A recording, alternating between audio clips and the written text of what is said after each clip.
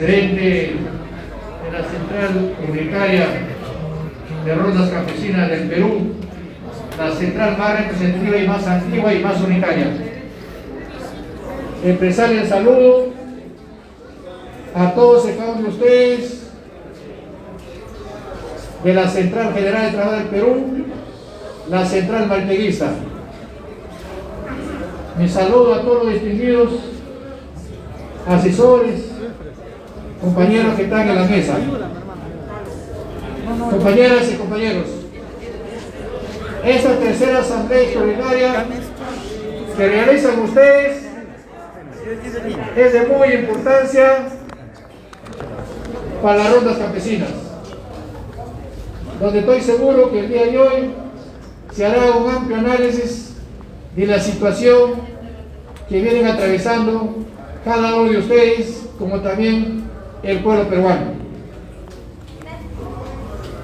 Durante muchos años, los trabajadores, los pueblos, los campesinos, los agricultores, hemos sido olvidados por diferentes gobiernos de turno, pero más que todo por el sistema capitalista neoliberal, que en la práctica es un modelo que excluye, un modelo que trae pobreza, miseria y explotación.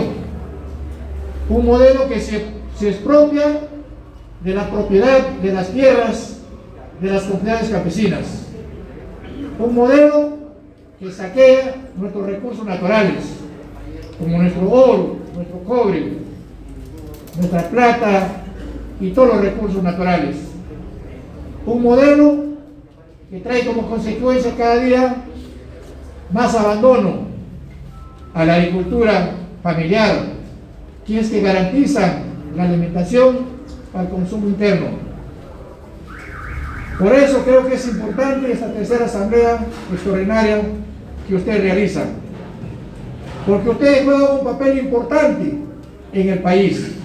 No solamente ustedes están vigilantes de cualquier tipo de inmoral que se da en nuestro país, pero nuestro país en estos últimos meses está atravesando una nueva coyuntura, donde tenemos a un campesino, a un profesor rural, quien ha sido elegido por la amplia mayoría como el presidente del Bicentenario. Sin embargo, las fuerzas oscuras, que son los que están en el poder y que han saqueado y que se han enriquecido, son los que ahora dan un grito al cielo, porque no aceptan que un humilde campesino sea presidente de la República. Esas fuerzas oscuras, esos poderes de facto, esos gobiernos, funcionarios mafiosos que están con un pie en la cárcel, ahora, compañeros, ponen obstáculos, y a través de esos obstáculos acusan de terrorista, acusan de que hay fraude, acusan que hay actas adulteradas, acusan que se han suplantado a personeros, se van hasta la OEA para que exijan que haya una auditoría. Simplemente, compañeros, eso se está viendo. Por eso, compañeros, es interesante que tenemos que unirnos todos, unirnos para defender a este gobierno que representa de todas las sangres. Pero para eso, compañeros, tenemos que organizarnos. Para eso, compañeros, que se ha formado el Frente Nacional por la Democracia y la Gobernabilidad. ¿Para qué? Para sostener al gobierno los 5 años de Pedro Castillo. Porque la derecha y los poderes factos no se van a quedar con brazos cruzados, van a querer estabilizar a este gobierno para que ellos sigan gobernando y sigan saqueando la riqueza. Pero también, compañeros, este frente es para exigir que cumpla sus grandes cambios que ofreció al pueblo peruano. Primero está, compañeros, la convocatoria a un referéndum para elaborar una nueva constitución, una constitución patriótica, centralista, democrática, compañeros, con participación popular. con participación de las rondas campesinas, con participación de los agricultores, los trabajadores y todos los intelectuales que realmente, compañeros, queremos una constitución que responda a los intereses de los peruanos y peruanas. La CGTP, compañeros, se compromete en esta asamblea a respaldar todas las demandas que ustedes están exigiendo, como les puso la doctora, que hay 4 proyectos de ley que están en camino, y nosotros no duden que la CGT está con ustedes y nos comprometemos a respaldar sus pedidos, compañeros. En ese sentido, reitero a todos y cada uno de ustedes el saludo de la CGTP, deseándoles éxitos en esa tercera asamblea extraordinaria y que arriben por bien de ustedes y fortalezcan. Lo interesante acá lo que debe serse el acuerdo es la unidad y fortalecer la CUNAR, que es la única que representa a todos los campesinos del Perú. Muchas gracias. ¡Viva! ¡Viva! ¡Viva la CUNAR! ¡Viva! ¡Viva la tercera asamblea de la CUNAR! ¡Viva! ¡Viva la unidad! ¡Viva! Gracias.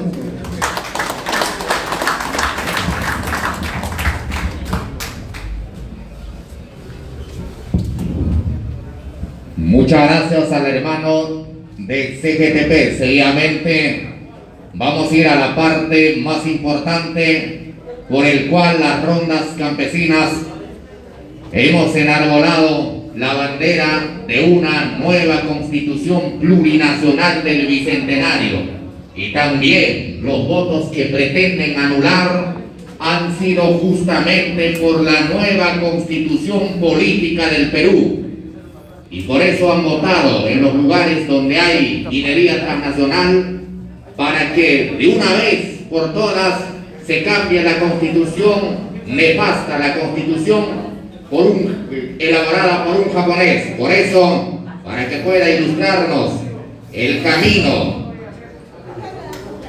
para la elaboración de la nueva constitución del Bicentenario, en esta oportunidad tenemos la presencia del autor de este libro denominado Abriendo el Camino para una Constitución Plurinacional, Ecologista y Paritaria.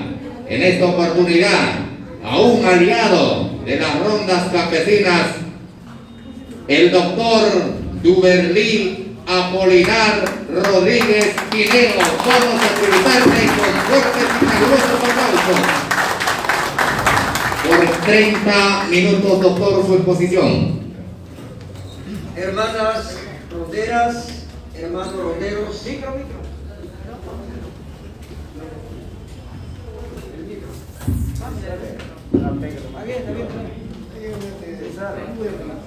bien, haciendo extensivo nuestro saludo a todos los invitados a esta asamblea extraordinaria de la Central Única Nacional de Rondas Campesinas del Perú, la CUNAR, que preside nuestro compañero Santos Saavedra Paz.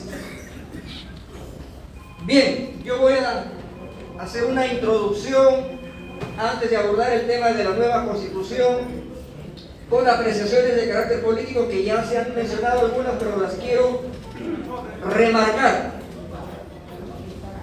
Pues bien, ya tenemos un nuevo presidente de la República, un presidente electo, el compañero Pedro Castillo Terrones. Algo inédito en la historia del Perú. En los 200 años de vida republicana, por primera vez, un hijo del pueblo, un campesino, un maestro, rondero, es elegido para desempeñar el más alto cargo, algunos dicen la más alta magistratura, en este país que se llama Perú.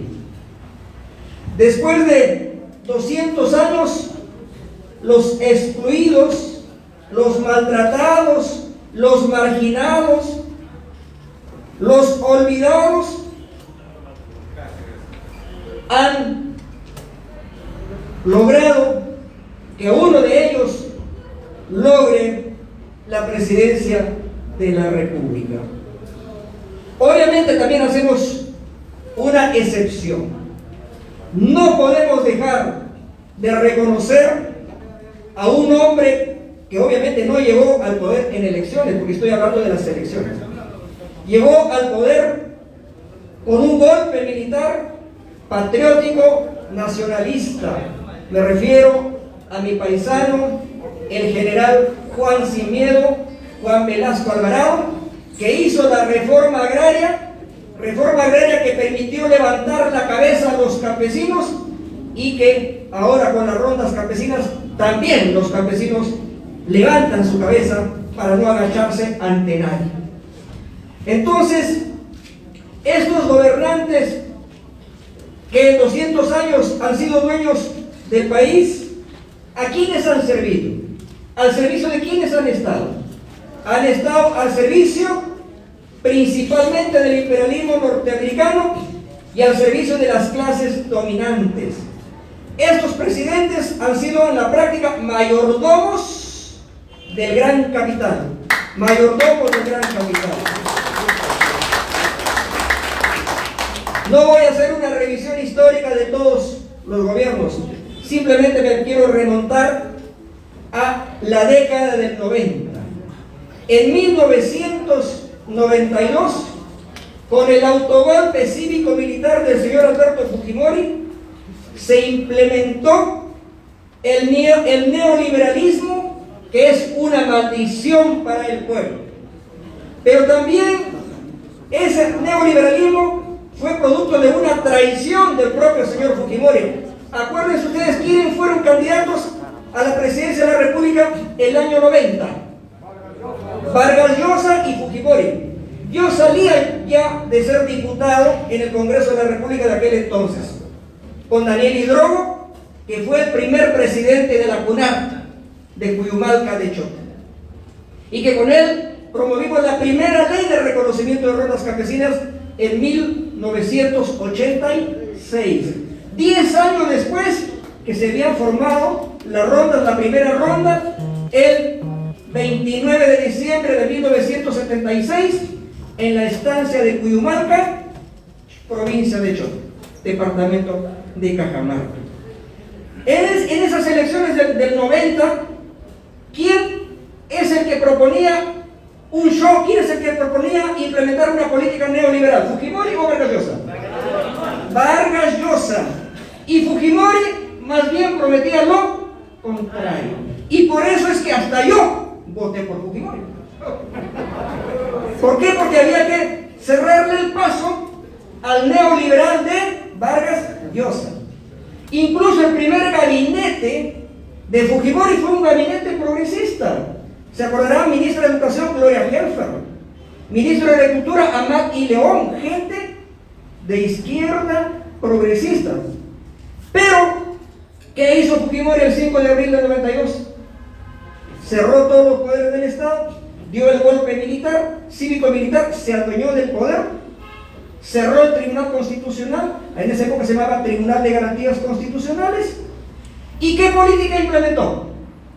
El neoliberalismo. ¿Quién fue el ministro que anunció el Fuji-Shock y que dijo Dios nos agarre confesados? Hurtado Miller. De manera brutal se implementó el neoliberalismo. El Estado remató a precio de oferta y de liquidación todas las empresas del Estado. Se privatizaron todas las empresas del Estado, ¿cierto? Y entonces entró a reinar el gran mercado, las famosas leyes de la oferta y de la demanda. Entonces la gran pregunta es, si el neoliberalismo fuera exitoso, ¿por qué en 30 años de neoliberalismo el Perú no ha resuelto sus problemas crónicos? No los ha resuelto porque el neoliberalismo no es la receta adecuada para resolver los problemas estructurales del país. Yo no soy economista, pero entiendo, por ejemplo, de palabras como PBI, Producto Bruto Interno. ¿Y qué es el PBI? Es la suma de lo que aportan todos los sectores económicos a la producción nacional. ¿Cuánto aporta la construcción, la industria de la construcción? ¿Cuánto aporta la minería? ¿Cuánto aporta la agricultura? cuánto aportan, toda esa suma se llama PBI. Y en los años del neoliberalismo, ¿crecía o no crecía el PBI? Sí crecía el PBI. Entonces, ¿qué decían? El Perú tiene un régimen exitoso porque hay crecimiento. El PBI crece al 6-7% anualmente. Estamos igual que Vietnam, estamos igual que los tigres del Asia, del sudeste asiático. Entonces el Perú es exitoso. Pero eso esconde una cosa, que el crecimiento económico no es igual que desarrollo. Escuchen bien, crecimiento no es igual que desarrollo. Crecimiento es una suma puramente cuantitativa de cantidad, crece la economía del país, pero el desarrollo es multilateral. El desarrollo es que mejoremos en educación, que mejoremos en salud, que mejoremos en transporte, en vivienda. Eso es todo lo que tenemos que cambiar, ¿me entienden? Pero ¿eso ha ocurrido? No ha ocurrido. Entonces, ¿ha habido crecimiento económico? Sí. ¿Pero ha habido redistribución de ese crecimiento económico para los de abajo? No. ¿Se han enriquecido con ese crecimiento los de arriba, los grupos de poder económico? Y eso también ha pasado en Chile. ¿Acaso no nos decían que Chile era el oasis de América Latina? Que era el que más crecía también, igual que nosotros. Y no tomamos de modelo a Pinochet. ¿Y no se copió la Constitución del 93, la Constitución de Pinochet de Chile? Y con la explosión social de octubre del 2020 en Chile, ¿qué cosa se desenmascaró? Que era un proceso mentiroso, que Chile no era un oasis de América Latina, que escondía la misma pobreza y la misma miseria que se tiene en el Perú, y por eso es que se dio esa explosión social que empezó con la lucha de estudiantes secundarios que no podían pagar el aumento del precio del metro de Santiago. Ahí empezó, y miren cómo ha terminado, felizmente con la convocatoria a una asamblea constituyente que ya la está presidiendo la compañera Elisa Rondón. ¿De qué nacionalidad, de qué pueblo es la compañera Elisa Rondón? Mapuche. Mapuche. ¿Y los mapuches qué son? Pueblo originario. ¿Qué reivindicación histórica? Así como alguien dijo ahora que se sensibilizó mucho cuando vio que le habían elegido a la compañera Elisa. La verdad que a mí se me cayeron las lágrimas. Porque imagínense que una indígena tradicionalmente excluida, maltratada, pase a presidir un órgano constituyente, un poder constituyente. Ese es un gran ejemplo y eso nos debe dar fuerzas, porque ustedes son descendientes de los pueblos originarios. Esa es la fuerza también de la Central República de Rondas Campesinas. Entonces, con el neoliberalismo, ¿el Estado se fortaleció o se debilitó? Se debilitó, se puso más flaco que yo. Es decir, un estado esquelético, raquítico, anémico, y vino la prueba, COVID-19. ¿Cómo respondió el Estado? ¿Con eficiencia? No. ¿Y por qué respondió con ineficiencia? Porque justamente había sido debilitado, porque todo había sido privatizado. Entonces, ¿quién brindaba mejor atención? Un hospital del Estado, llámese de salud o llámese MINSA, o una clínica privada. Obviamente la clínica privada. Pero ¿cuánto cobraba la clínica Ricardo Palma para atender a un enfermo de COVID? Más de $500,000 de soles.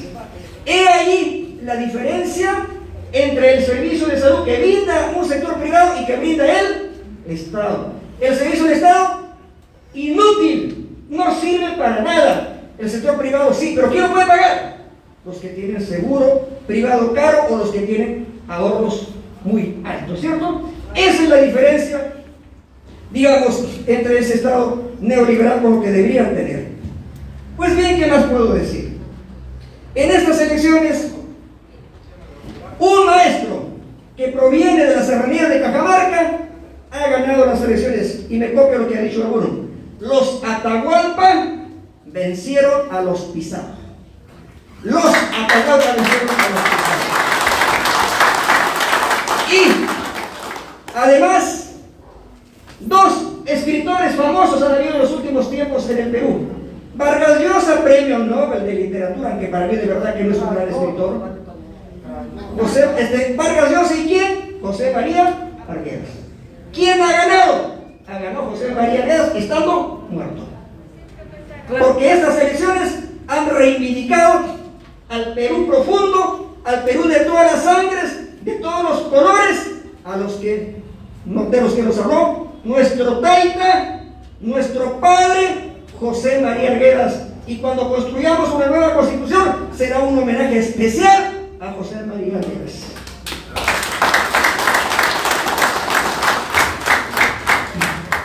Pero en esta desigual batalla política, yo quiero que nos detengamos en una cosa.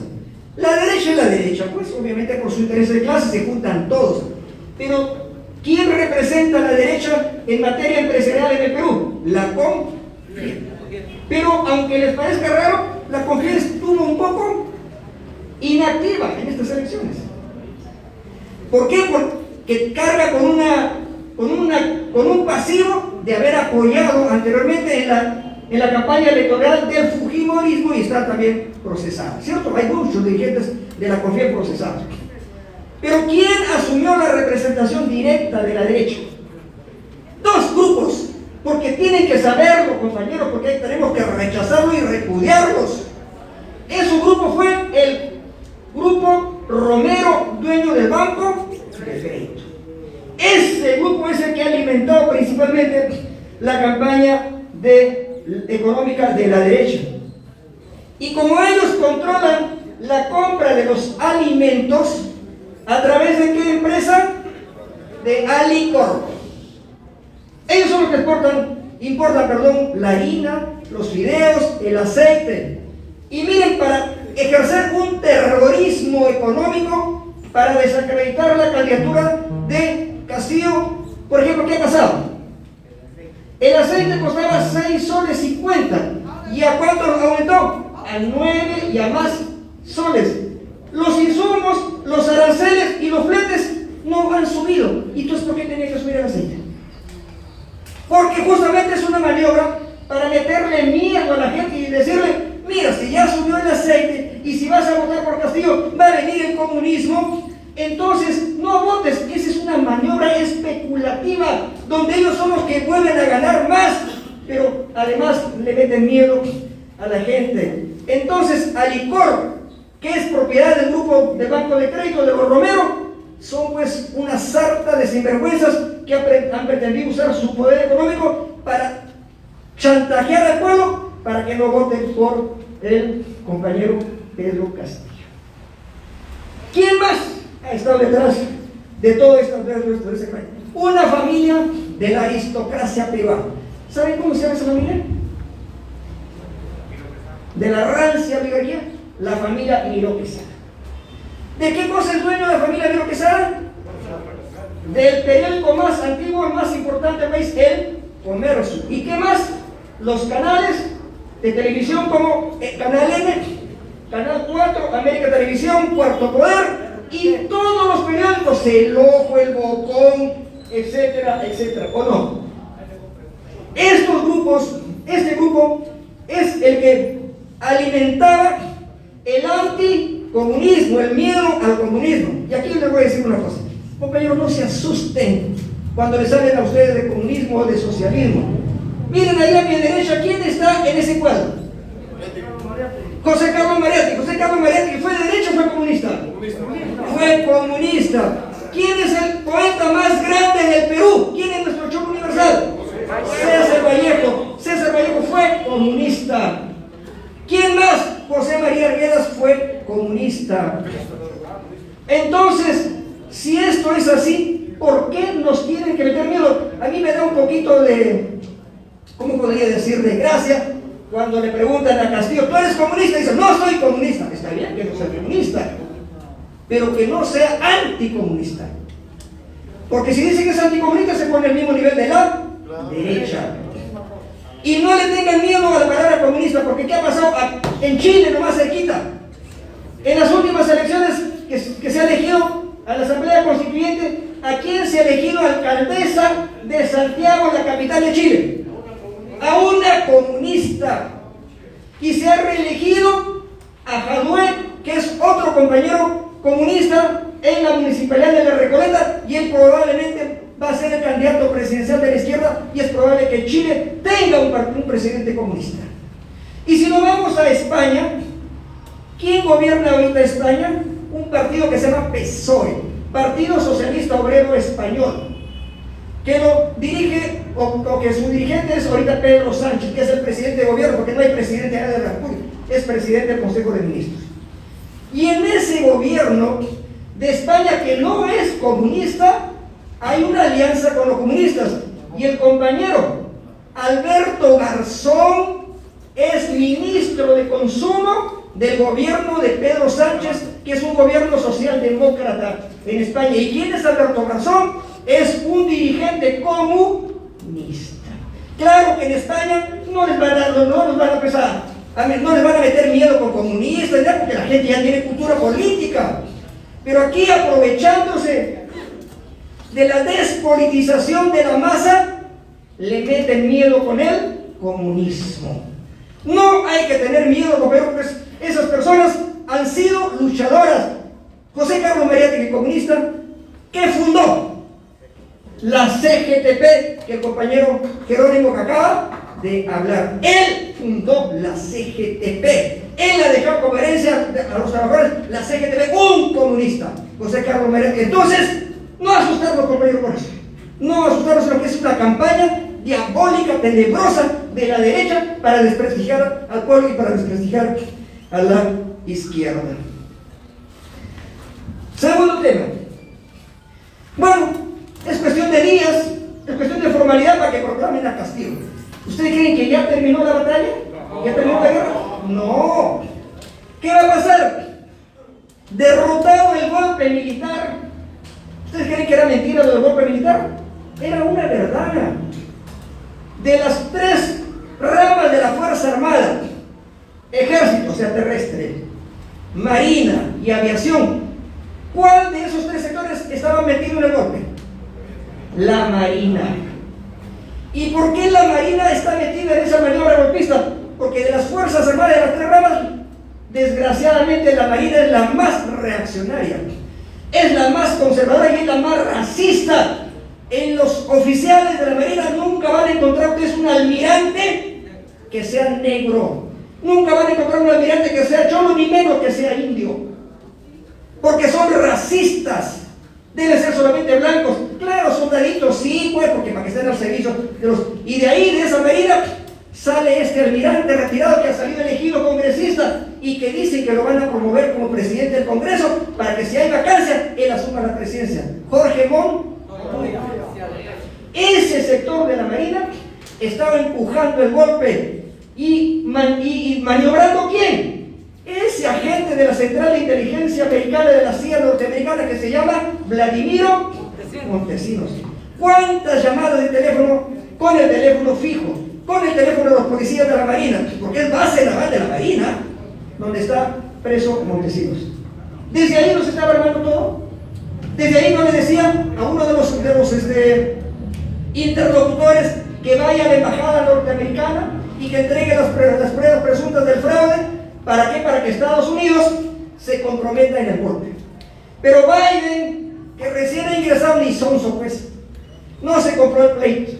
¿Cómo creen que un presidente de Estados Unidos que recién ha ingresado va a apoyar un golpe sangriento? No lo iba a hacer. La situación internacional no le era favorable. Porque si había golpe, aún con la gente desarmada, esa gente que está ahí haciendo vigilia en el jurado, ¿es gente armada o desarmada? Desarmada. Pero ellos iban a poner ¿qué? El pecho. Iban a poner el pecho, iba a haber un baño de sangre. Y ese baño de sangre, ese golpe fascista, aunque se hubiera impuesto por unos días, estaba condenado al fracaso porque iba a ser sancionado, iba a ser condenado a nivel nacional e internacional. Es decir, el pueblo en la calle es el que impidió el golpe militar. El pueblo en la calle. Eso es el que impidió el golpe militar.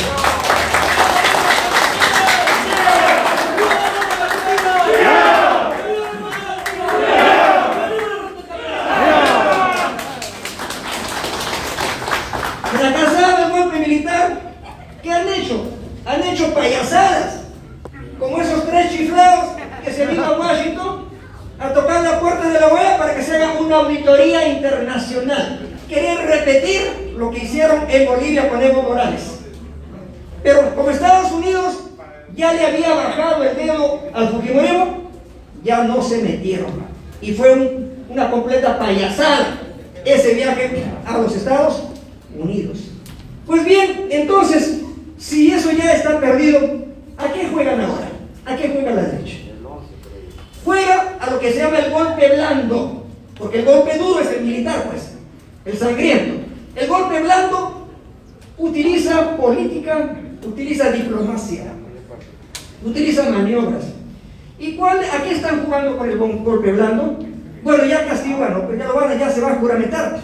Pero, como tienen mayoría en el Congreso entrante, la derecha tiene mayoría, desgraciadamente, en el Parlamento. Entonces, ante cualquier confrontación, van a querer, ¿qué cosa?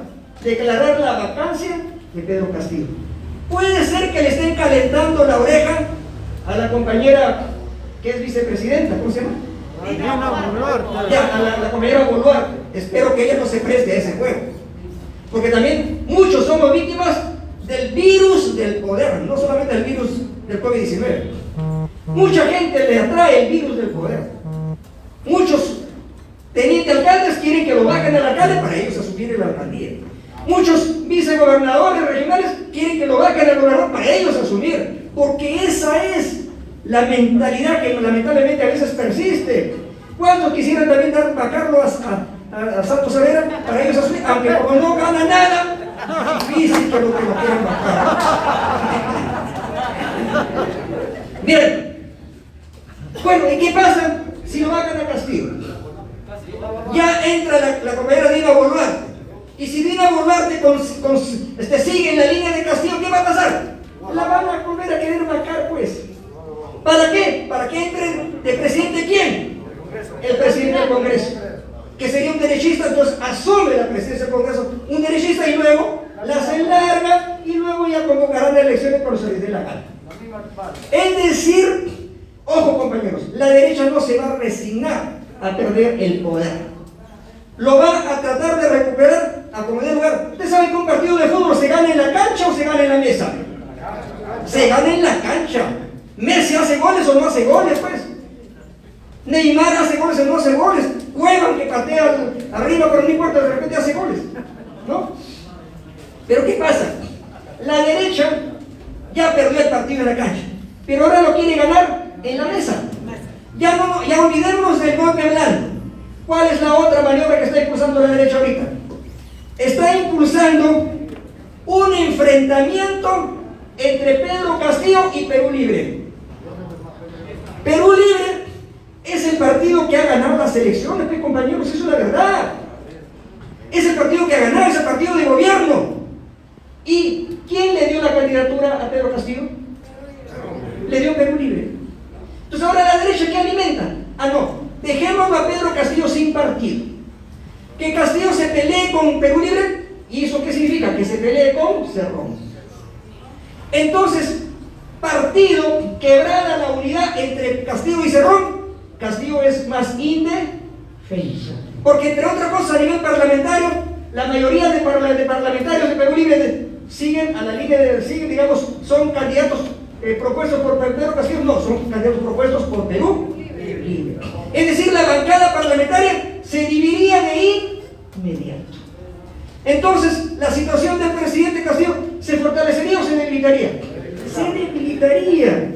Entonces, ese trabajo perverso que hace la prensa, sobre todo el comercio, miren, titulares del comercio de ayer, anteayer. Vladimir Cerrón tenía resolución de allanamiento. Ellos saben todo. O sea que los fiscales les dan a ellos toda la información. Ya, Cerrón tenía resolución de allanamiento. ¿Y qué cosa están diciendo? Debían haberlo allanado. ¿Por qué no lo allanaron? ¿Qué más? Cerrón movió más de 1,5 millones de 5 firmas financieras. O sea, Cerrón es un supermillonario. Ya Dina Boluarte dijo que ella con otro abrieron una cuenta en el banco para reunir algo de $1 millón que costaba pagar la reparación civil de la injusta condena que le han puesto a Cerrón, porque conozco perfectamente el caso.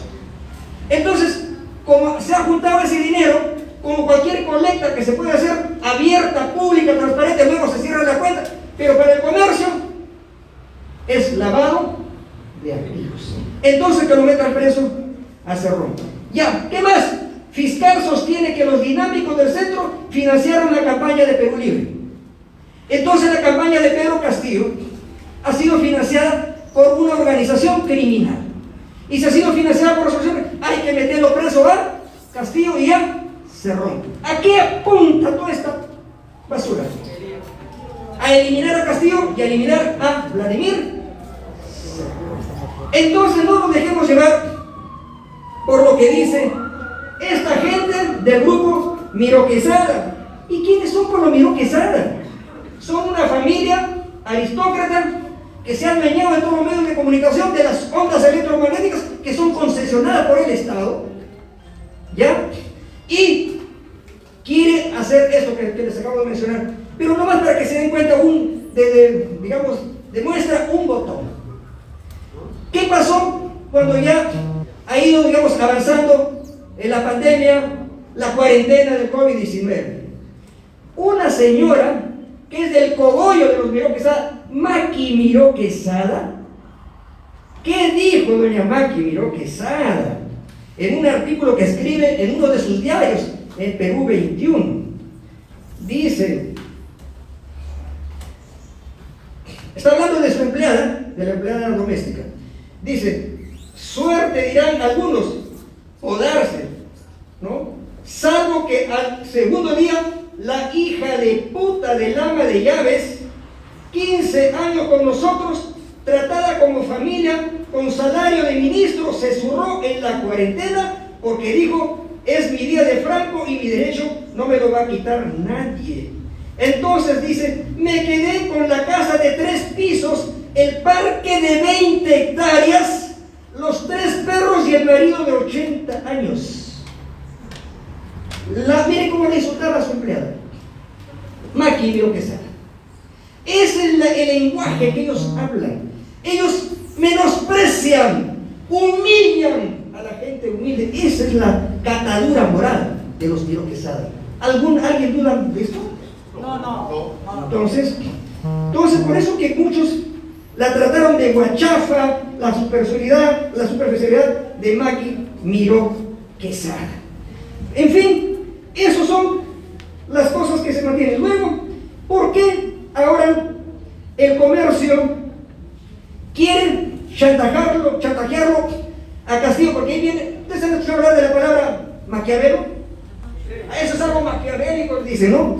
Es que Maquiavelo escribió una obra que se llama El Principito, que es un monumento a la traición, que no importa los medios con tal de que se consiga el fin. Entonces, ¿qué cosa aconseja ahí Maquiavelo? Divide y reinarás. Divide y reinarás. Entonces se divide Perú Libre con Castillo, va a reinar por la derecha. Que se divide la CUNAR, para felicidad de los ladrones, para felicidad de la delincuencia, ¿cierto? No podemos admitir esa vieja táctica de divide y reinarás. Pero ¿qué le quiere decir ahora el comercio a Castillo?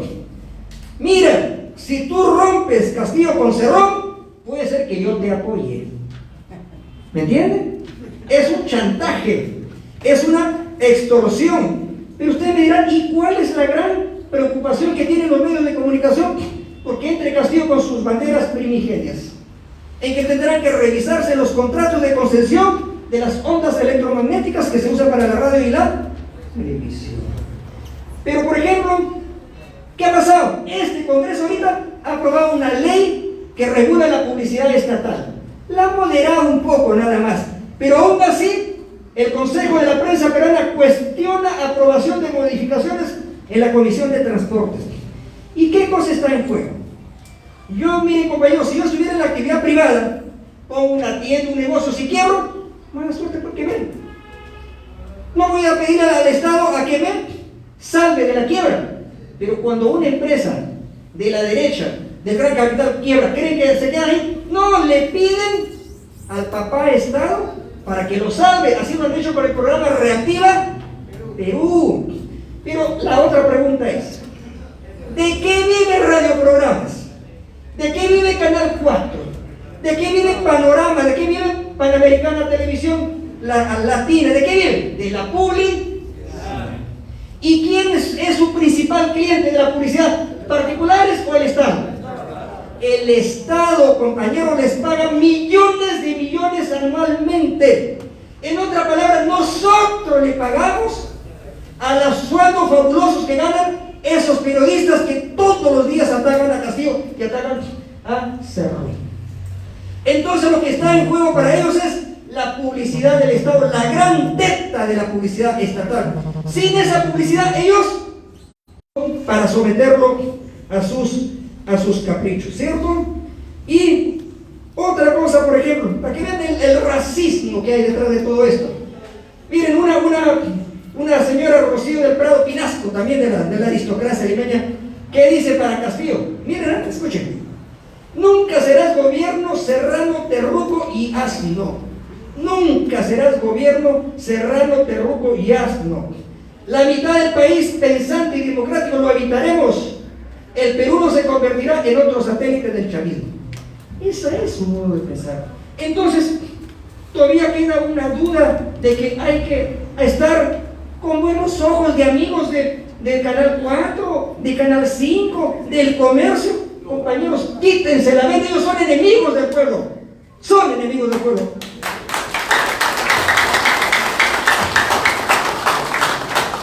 Pues bien, por otro lado, ¿cómo hay que afrontar esta situación? No hay otra que seguir la línea de masas. ¿Y qué es la línea de masas? Estar con el pueblo, organizado. Y ya se ha formado una organización que es el soporte de ese trabajo. Se llama Frente Nacional por la Democracia y la Gobernabilidad, de la cual forma parte la CUNAR a través del compañero Santos Saavedra. Ese es el frente que tenemos que sostener, aparte que aquellos que somos de izquierda, no necesariamente ustedes están obligados a ser de izquierda, pero sí demócratas, sí patriotas, ¿no?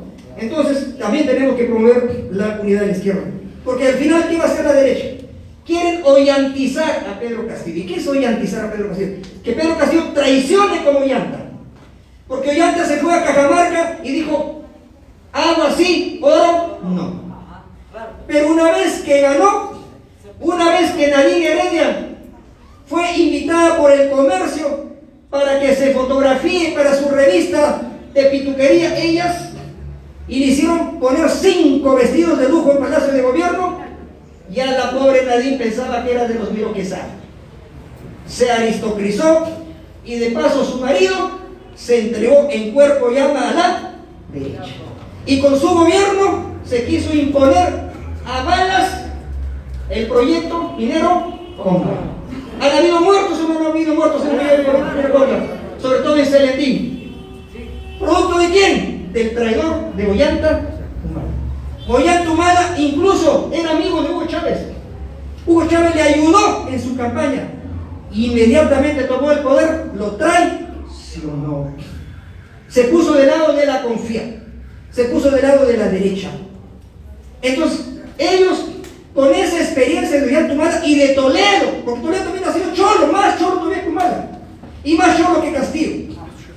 ¿Me entienden? Pero el problema no es que aquella, digamos, comunidad étnica o a qué nacionalidad uno pertenezca, sino a qué intereses representa. Y Toledo terminó siendo un sirviente del imperialismo y además un gran corrupto, como todos ustedes lo saben perfectamente. Entonces quieren que se ollanticen, quieren ponerle una hoja de ruta al compañero Pedro Castillo. Y entre otras cosas, ¿qué le van a pedir? Le pidieron que se quede Velarde como presidente del Banco Central de Reserva. No sé si esa carta se mantendrá, pero ya Velarde dijo que él aceptaría a condición de que Pedro Castillo se olvide de la nueva Constitución.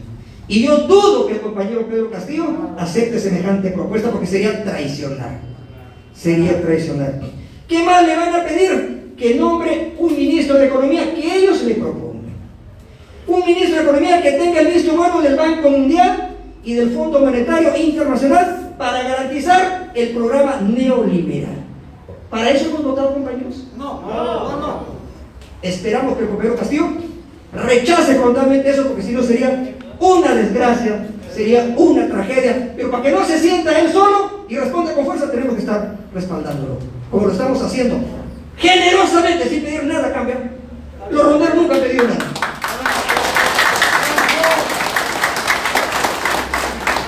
Entonces, el compañero Pedro Castillo tiene que rechazar todas esas maniobras, y las tiene que rechazar con el apoyo del pueblo, y dentro de ello con el apoyo de los compañeros ronderos. Tareas para el movimiento rondero, porque ya está impreso el documento y ustedes lo van a tener. Yo los más lo estoy explicando. Primero, hay que defender la unidad de la CUNAR. Yo, compañeros, estoy con mi casaca de la CUNAR,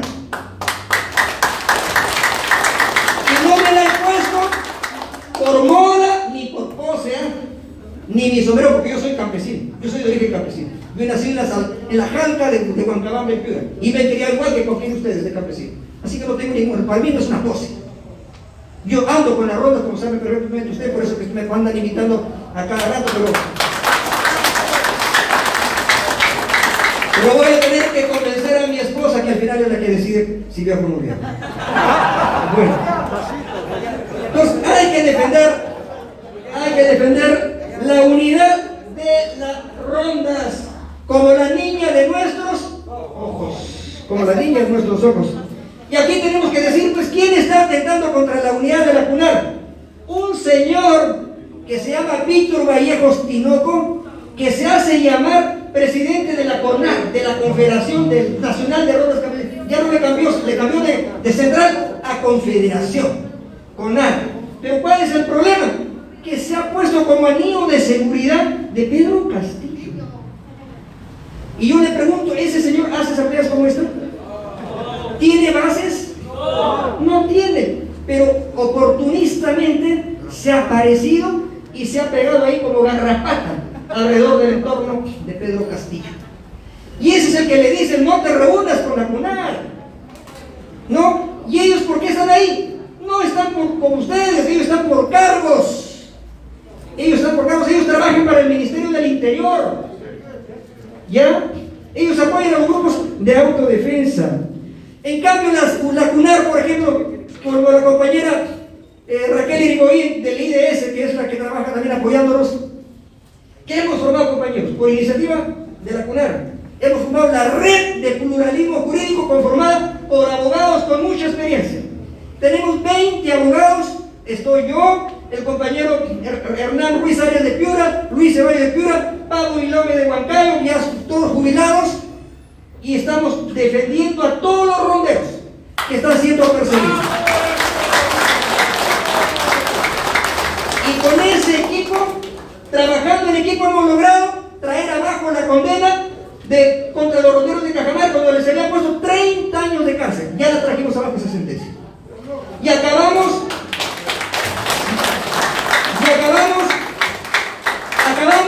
de lograr la absolución de 3 dirigentes ronderos de la provincia de Morropón de Piura. Y esperamos tener éxito en el próximo juicio oral contra los compañeros ronderos de Santa Cruz de Cajamarca. Estamos trabajando en equipo. Pero ese es trabajo de la CUNAR. Trabajo de la CUNAR. Esos aventureros de la CONAR que están ahí no saben nada de nada. ¿Han escuchado ustedes toda la agenda legislativa que ha explicado la compañera Raquel Irigoyen o no? ¿Ellos algo de eso hacen? No, solo están para pedir cargos. Solamente para eso están como chinches ahí pegados detrás del entorno del compañero Pedro Castillo. Entonces tenemos que defender la unidad de las rondas campesinas. Y dígase de paso, ¿cómo han desprestigiado las rondas? Como ellos no saben, se ha aparecido un señor, Rafael, dice que es chotano, y andaba con un machete desfilando y sacándole filo en el piso, en el pavimento de las avenidas de Lima. Entonces mucha gente decía, ¿qué? Las rondas son así, andan con el machete, amenazando con el machete. Esa es una farsa. El símbolo de la autoridad rondera es esto, no es el machete. El machete es útil, sí, para los campesinos, cuando se van a su chacra para digamos, cortar malezas, árboles, lo que fuera, pero no es el símbolo de los ronderos, es el chicote. Que diga ese paso, también les voy a hacer una propuesta. Le vamos a cambiar de nombre. Ya no le vamos a llamar el chicote, la penca, le vamos a llamar desde el punto de vista de la cosmovisión, porque con la autoridad y castigo se vuelve a armonizar aquello que está desarmonizado. Esto se va a llamar el armonizador. El armonizador. Entonces, esa es la primera tarea que tenemos que hacer. Defender la unidad de la CONAR. Segundo, impulsar el trabajo por la nueva Constitución. Persistir en la agenda legislativa, el programa agrario, ya no lo voy a explicar porque ya está ahí escrito y además el compañero Cabieces ya también lo explicó. Ahora paso rápidamente a lo último. Bueno, cuando yo comencé a trabajar por el tema de la nueva Constitución, con los ronderos, me puse, digamos, a escribir varias notas, varias ideas. Pero total que ya llegó un momento que veía que tenía un montón de hojas escritas. Y dije, ¿por qué no lo convierto en un libro? Y decidí convertirlo en un pequeño libro que tiene más de 90 páginas, que es este. En este pequeño libro hay temas como Estado, Gobierno y Nación, sobre el Estado plurinacional. ¿Qué será el Estado plurinacional? Miren que la compañera Elisa Rondón de Chile, cuando habló, ¿qué dijo? Que se va a forjar un Chile plurinacional. Y Chile, que tiene menos población de pueblos originarios que nosotros. Ellos son poquitos, pero aún así, miren lo que han conseguido. ¿Qué más desarrollamos ahí? ¿Cómo desarrollar en Alborán el proyecto de vida que se llama el Suma Causai, el buen vivir? Aquí están los ejes fundamentales de la nueva Constitución. Está que la Asamblea Constituyente también será paritaria, mitad hombres y mitad mujeres. La necesidad del poder constituyente. Rápidamente, ¿qué es el poder constituyente? Poder constituyente es el que constituye un país, el que constituye una nación, el que constituye un Estado a través de una Constitución. Es el poder originario, para que me entiendan, es el poder madre. ¿Y cuáles son los poderes hijos? Los poderes derivados, eso se llama poderes constituidos, hijos del poder constituyente. ¿Quién tiene más poder? ¿El poder constituido o el poder constituyente? El poder constituyente. ¿Cuáles son los poderes constituidos en el Perú? 3. Poder judicial, poder ejecutivo y poder legislativo. ¿Qué nos dice la derecha? No, que la reforma constitucional lo haga un poder constituido que se llama poder legislativo. ¿Y cuál es la respuesta? No, la tiene que hacer un poder constituyente. Y trabajamos en esa línea por un poder constituyente. ¿Qué más desarrollamos aquí? Estado y nación en otras constituciones. Nosotros tampoco no somos Cristóbal Colón, no estamos descubriendo la pólvora. Vamos a asimilar las experiencias positivas de la Constitución de Bolivia, de Colombia, de Ecuador, de Portugal, de China. Todo eso lo he recogido en este pequeño texto. ¿Qué más? Aquí también está desarrollado puntos centrales sobre el régimen económico neoliberal. ¿Y por qué estamos en contra de ese régimen económico neoliberal? Sobre las comunidades campesinas, en las comunidades nativas también está desarrollado este pequeño texto, que lamentablemente, como es un editorial, el que la imprime, pues ellos le ponen un precio. Yo no lo puedo regalar porque no es mío, ¿entienden? Entonces el compañero Santos está vendiendo este pequeño texto, que yo lo recomiendo, lo tenga, porque aquí van a encontrar herramientas teóricas para discutir con la derecha en esa batalla que la tenemos que ganar, porque hay que ganar la mente de la gente, porque la mente de la gente está dominada por la ideología neoliberal. ¿Y cómo lo vamos a cambiar? Con educación, con ideas, con persuasión, no a la mala, sino convenciéndolos que nuestras propuestas son las mejores. Y entonces hay que leer, pues, hay que estudiar, compañeros. Bien, les agradezco por haberme escuchado. Muchas gracias.